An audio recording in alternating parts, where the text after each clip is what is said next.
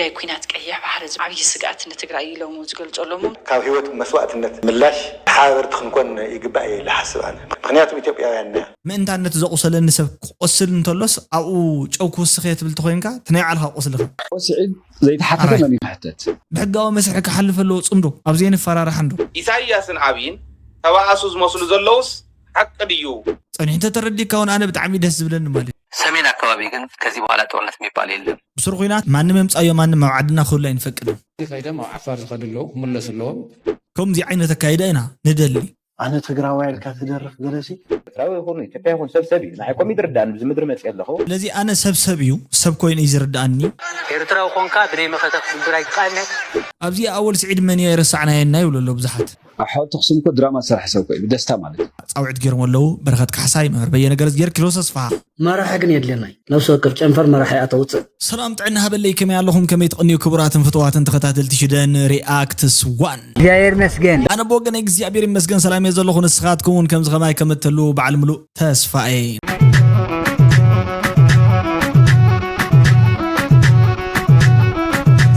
نعم نايلو معنت فيديو قد محيزكم مسجاري أبصراحكم أصالة أمس بيتسوكم لما تسجم فقدن سلام كوركم من داتا منخو حدش تقولكم من الشانل زي سبسكرايب لايك كاميرا شير بمقبرنا بكارو ثبات صحيب لكم نبارات نحرد أخوينكم دم هنا زبل رئي تختم بولي كم محواتكم يمحس أنكم الجيوناس لايك جير ليلو يغني لي ألقو حوي حفتي ويك أمالتي لم لايك جيرات الليلة لملمي ماتش لاف وجرت يودع شر عبد لايك جير ليلة بتماساسالي نخل لكم بتعامي يغني لي كبرتي هبلي نعم نايلو معنت فيديو نسجر let's go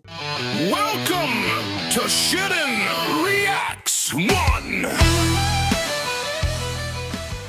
مبتنا لما عند فيديو نمسحق خوننا انتان مالتي تقودو بنا دحاني خنبلنا ايش تلي مالتي اسكي سبزورلو انت ايو يقرون عند حق اديو ايران اسرائيل قديما نعلم لو اشجيرن ذا حلف خيا اكل تقينات دوكي بالحزر مازي اني قصل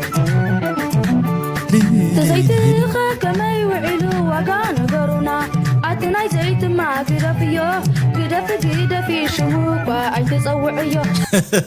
ناي زيت كدفيو مالتي نحنا كوينات كوينا زولو ميسايل كوينا زولو واقا شقط يو شقط عمقت اصقيمونا زولو واقا زيت يو مالتي عد هاجر كا اصقيموهم زولو بعل ايران بعل اسرائيل كا اصقيموهم زولو واقا تتوكواسي بانكر بستر بيتو قزع يبهال الله مالتي عدنا بيتو تايو بيتو مالتي رزقات حمكا شقورتيو واقو 100 قلملن كيلو هاشي من مليانك اوزي خوينات تساتف اللوا ايو علن برحمق معلتي افت خوينات تسيق لنيين تساتفتي امريكا بايب دوريوا اتا ايران كميسائل تكويسا اتا روسيا ايدان دحاوزا اتا غازا تدماسيسا ويبورد نايزي انسكا خفيدي كبي حراي مالتي نايزي انسكا كبيديو غودي نارينا مالتي يعبيلنا غوبز قصل برتع keep it up قصلو ليلنا كالنا ودنو نابز قصيل زولو فيديو خنسغرينا اسكي مدن كاتعت بلنا زلا مالتيو بزعبا كمصنا زخل حدغا نستوسنه غازيطنياتات حتو اقريبات له مالا حجي ندصنح زرداكم سبات اللهم بطعميكم كيف تبونو مالتيو ولا ندصنح يكون غن يرداكم طرح تترديكم ون صقم يولن يزبل انا ندصنح ولا خون يخيل غن بچا يرداكم حدرا اي ترداناني نداولكم تخخ كيتبلوني يزبل اسكا نام ندصنح زرداكم كنسغرينا كمص زحسب زلو وي دما ادبنوين زلو ጉዳይ ኩናት ቀይሕ ባህር ዝምልከት እዩ ሙሲ ተታሒዙ እዚ አጀንዳ እዚ ውዕል ፕሪቶሪያ ከይተተግበረ ና खाሊእ ጥጅ ናይ ኩናት እዩ ስለዚ ድማ ዓብይ ስጋት ንትግራይ ኢሎም ዝገልጾሎም ሙሲ ተታሒዙ እዚ ኩናት እዚ ካብ መጀመሪኡ ትሕዝዎ ዘሎ ጽንሰ ሓሳብ መምርከም ይኸትሪዩ ወል እሞ ኣነ ሕዝቡን ከም ኢትዮጵያዊ ኮይነ ክሓስብ ኢትዮጵያ ተዋኢሶም ተጋሩ ብዘረጋገጽዎ መሰል እውን ተስተውሃበና ክሓሳ ጀኖሳይድ ስለዝኾነ نحنا انتخيلنا دقافنا مس إثيوبيا هون انت زي كيلنا من الوقت والساعات زي بخوينات عرينا الماسنا عرينا التقودنا سلزغنا يحلفنا تنقر نسو يحلفنا لقيتو تعقسنا إثيوبيا تعقسنا نحنا قصلنا نحونا إلنا نا إثيوبيا من قصة سقمت اللي هو السرقن من الوقت كاوي هيوت مسوعتنت ملاش تحاور تخنكون يقبأي لحسب أنا ምክንያቱም ኢትዮጵያውያንና حراي أزياء أرجع أبيلي ودي وازل مالتي نحنا إثيوبيين سجوم تخوسدين دحرد أيلو خا زخون يكون عين سجوم تنخوسد يكاليو زبل سبات يموت يمزلو مالتي يكاليو نحنا جنس أجيمون حجة كل التناجري وتدراري وتزاري والنازل تايو كتاب إثيوبيين زخوننا ولا تزبط إحنا وجودات كبط إحنا سلزلو حلفنا نجز يتعجسنا خن بلاينا تحلفنا ديا حد حطه مبلك على أيكان بصراحة تجودات كابتهم زبطها أكلات حتى تاي نوعلود منجس زي نتي زبط حق جودات نتهم تفنقيلهم زلون سدتين ياتن نتهم تمازابلتن كملسوهم دينا بوتهم ودي دي خوين تناتو طاطا كاود حراي محجاز سين حجزا كان جن تجلد دمصه تعقبو مريصنا مالتي ريزرفد كوينا ططو كنللكا اينا خنبلو تخويناس نعناخه تزغبانا نجر توهيبنا ديو كوهابنا خدلو خن حاتت كنقلالنا باورو جن نحنا كنحجزالنا زبحال نجر حجزنا احنا خنتاقوس يبلنا مخنياتو اتصل حجون امنغو منن يختكل زلو كالي ممارص الله يخ نغركم يغنا امنغو منن يزتكل زلو امنغو ኤርትራን ትግራይን እዩ ዝብእስ ዘሎ ማለት እዩ ምክንያቱ ዝገበረኒ ያግብርስ ዓደ ይጋብር እቲ ኾውን ዘሎ ግን ንሱ ይኮነ ነይሩ ሕጂ ንሕና ኒውትራል ሓይልታት ኢና ማለት ኣብ ሰዓት እዚ ዝተጸገምና ኢና እወ ጉዳት በጽሒና ኣሎ ግርም ብጣዕሚ ተረዳጅና ኣለና ታይዳ ክንገብረለና እንድሕር ደኣ ክዋጉ እንተለው ዋላ ዝዓቅምና ዝከኣለ በርኪትናሲ ክነበርክቲና ክንብል ተለና ካብkom እምባል زعقمنا أبركيت ناس نتي زمت خينات ورا خينات بخلوت يجز بوجن إثيوبيا زول سلامن بوجن إرترا من زول سلامن بمدلاي كنا قرار من خيلنا ويك قرارنا نب سلام كنا مصوم خيلنا نحرد أدلية على خينو تزي كوين خاء نحنا مالتي تقولين أنت خينا تقولين أين هزلنا سلزي قدرتنا وصلنا أنت حاولين تلو ما أنت أنت وصل النسب وصل نتلص أو أو سخيت بالتخينك تنيع علىها وصلها من مستفلين جريولن قال لي وصل يقولون زبليو ريتو زلنا مالتي أنا بوجني سكن غاصل إن حزب تግራይ لزقالس مجرشون حزب تግራይ يخفايو يتعمو يمچو بس حزب تግራይ خوين يزقالس اب قدمي تسلفو بالحنا يتقالس هون يلو زهانص حيلي نمدخام لانه على خبالا حدنت خفرس عقمو تقلالا كدكم كصلا قبولنت كسن لعل صلاتي حقن سرعتك كخبر كخلل تግራይስ أمخت زلي حزب تግራይ بحدقا زلي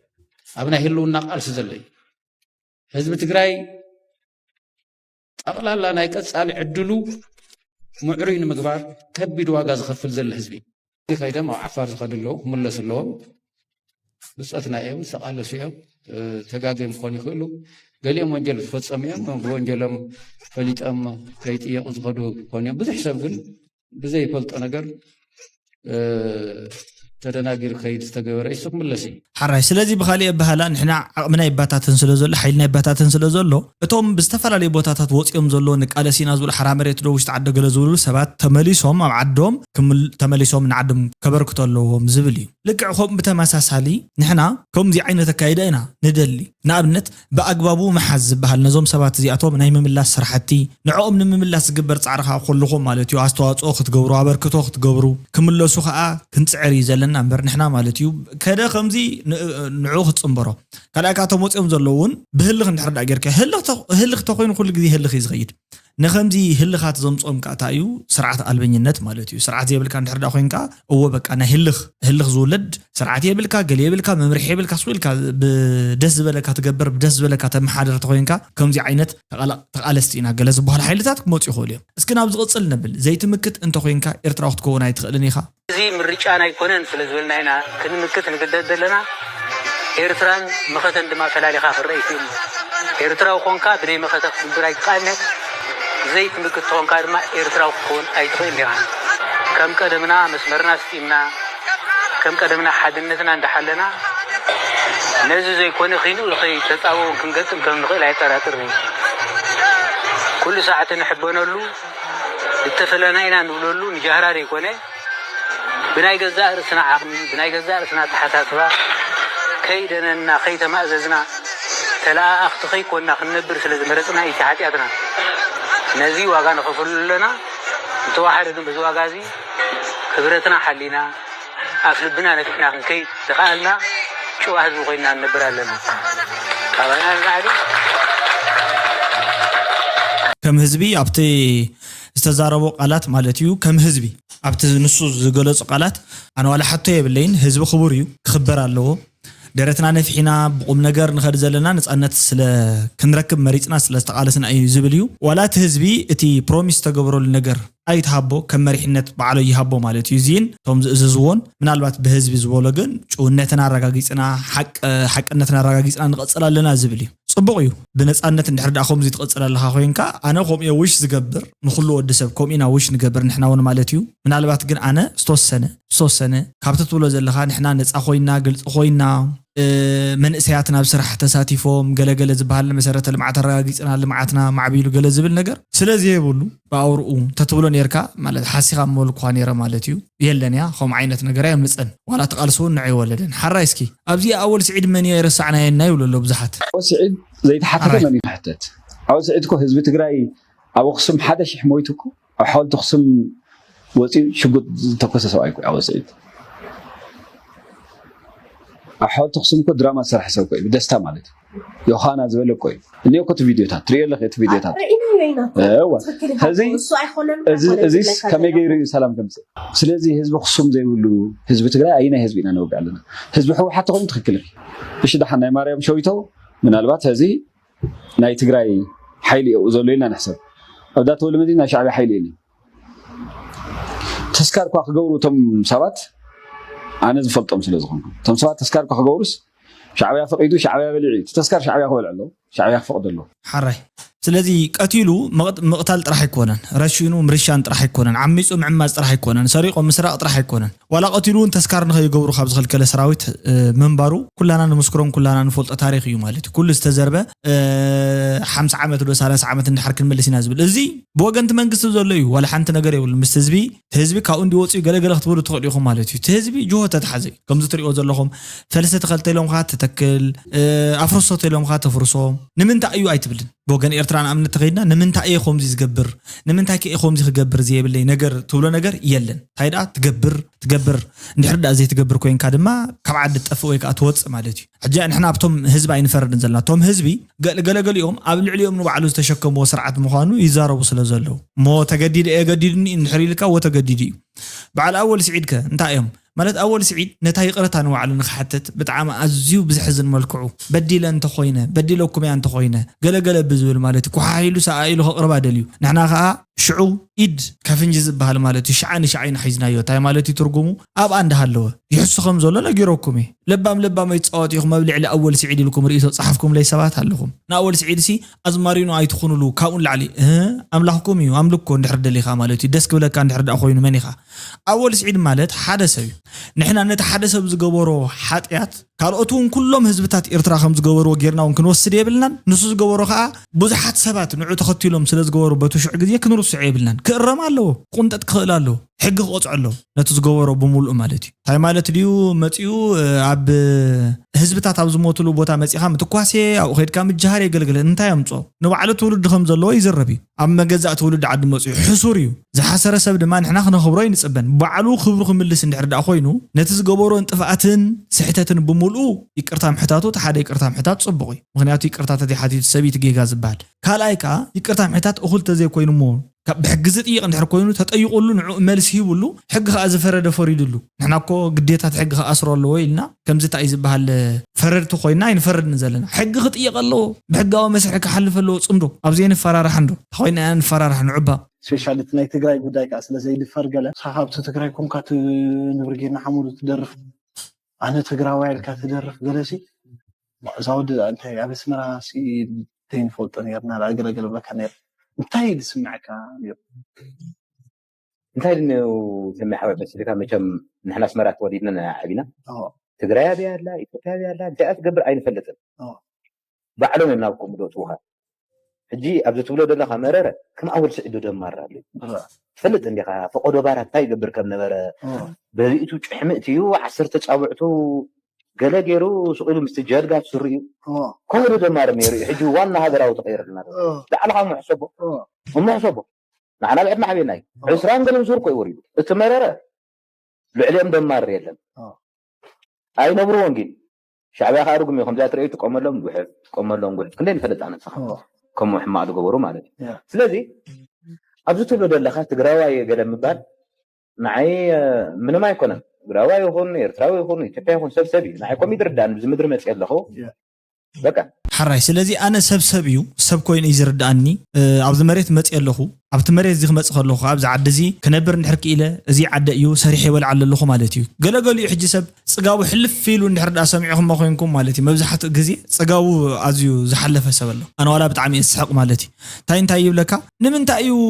ማለት ኣብዚ ዓዲ እዚ እኮ ኣነ ተሰዲደ እኮ ዝነብር ዘለኹ እምበር ሰሪሕ ይበልዕን ዘለኹ እንታይ ዶ ክገብር መፅእ ገለገለ ይብል ማለት እዩ የቀኒየልና እታ ቀዳመይቲ የቀኒየልና ንመን ጎደት የቀኒየልና ካብኡ የቀኒየልና ተመስገን ገለ ዝበሃሉ ቃላት ከተበርክት ከለኻ ኣብ ድሕሪታ ይመፅእ ዝሓሸ ዝበለፀ ማለት እዩ ዋ ብስሩ ግን ከም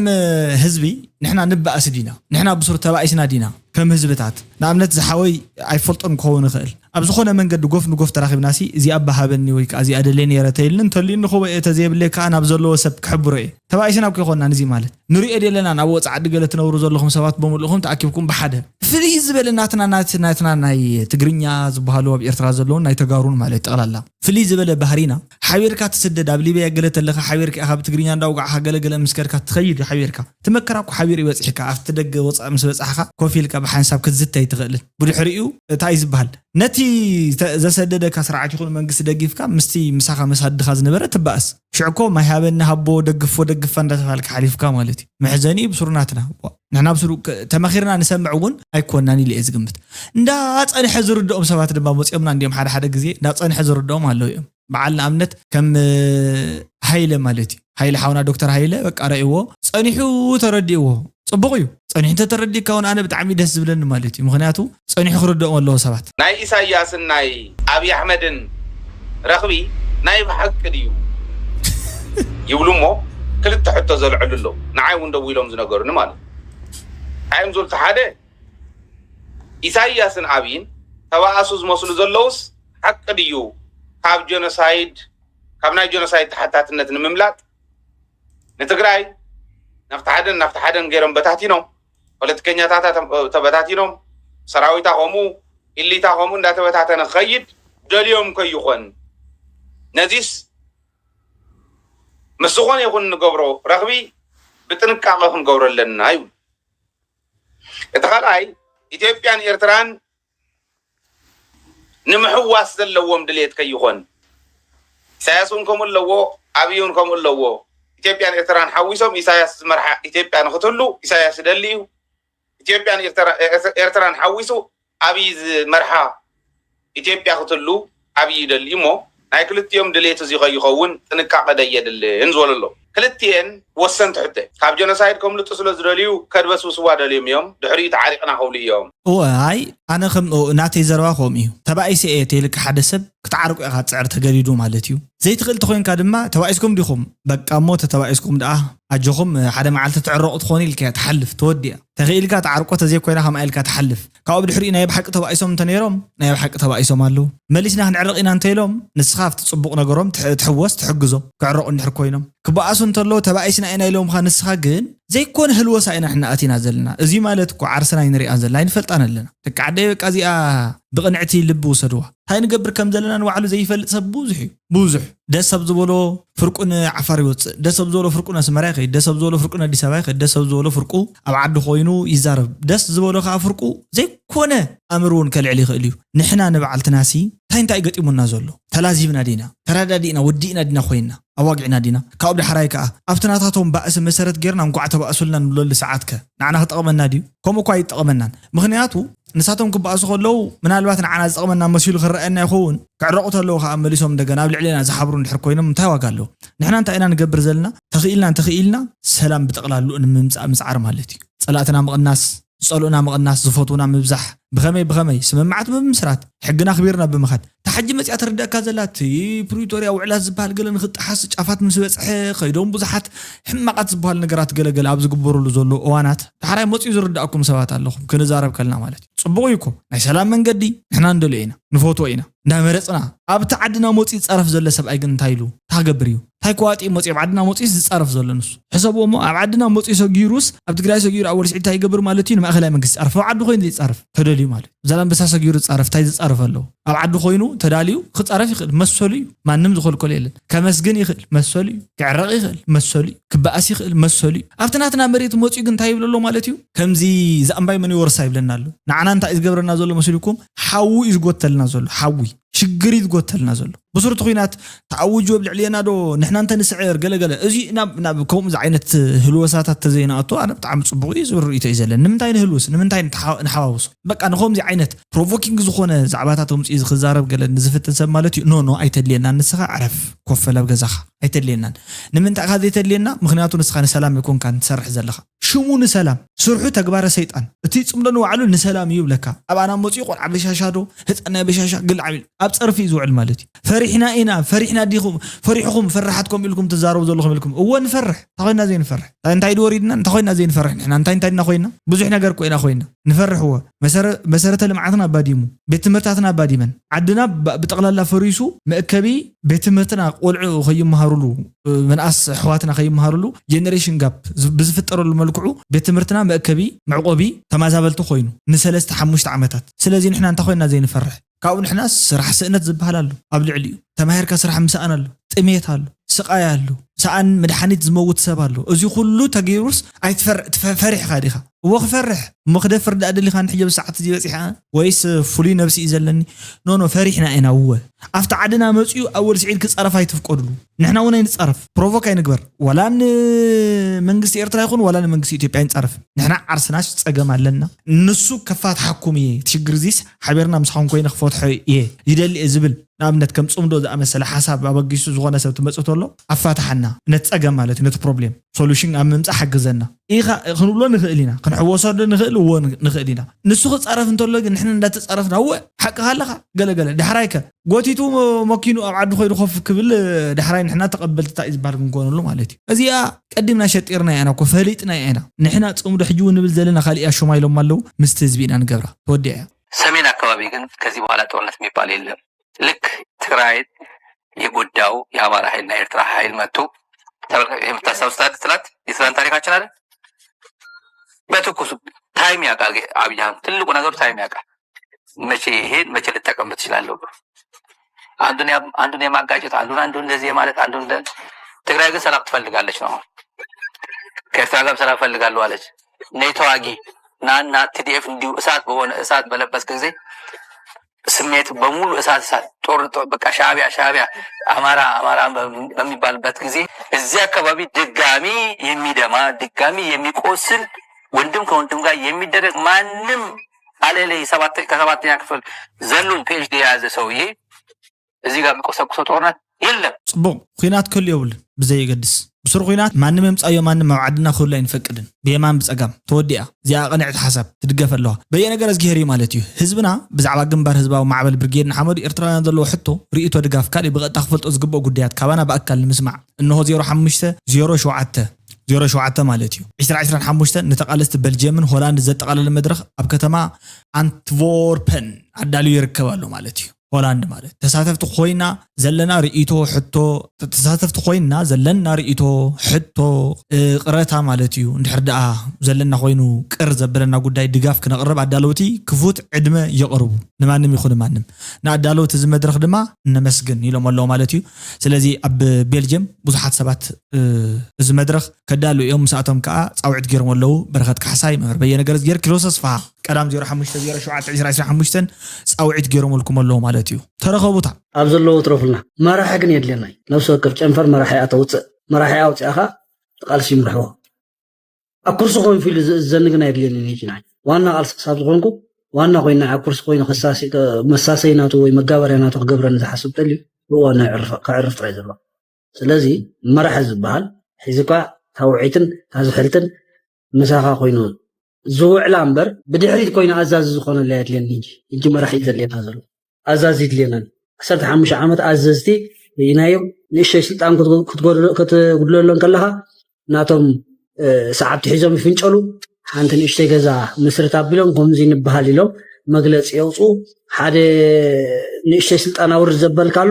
ናቱ ሰዓብ ትሒዙ 4-5 ሰባት ሒዙ ዋላ ደቂ ሓወቡ ሕዝቢ ኢሉ ባይቶ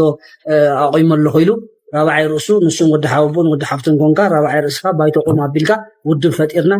እዚ ፀወታ እዚ ከብቃዕ ጥራይ ስለዚ ከብቅዒ ዘሎ ናይ ሎማዓንቲ ቪድዮ ነዚ ዝመስል ክሳብ መወዳእታ መደብ ተኸታቲልኩም ኣብ መወዳእታ ድማ ሃናፅ ዘበለ ርእይትኩም ገዲፍኩም ስለ ትኸዱ ማለት እዩ እዚ ሽደን ሪኣክት ስዋን እዩ ልዋም ቀደ ክኾነልኩም እየ ዝምነ ፀፅቡቕ የስምዐና ቻው ዳሕና ቀኒውታ ሰብስክራይብ ጉድ ላይት ዳሕና ሕደርታ ሓዋት ዘይማንቱ እዩ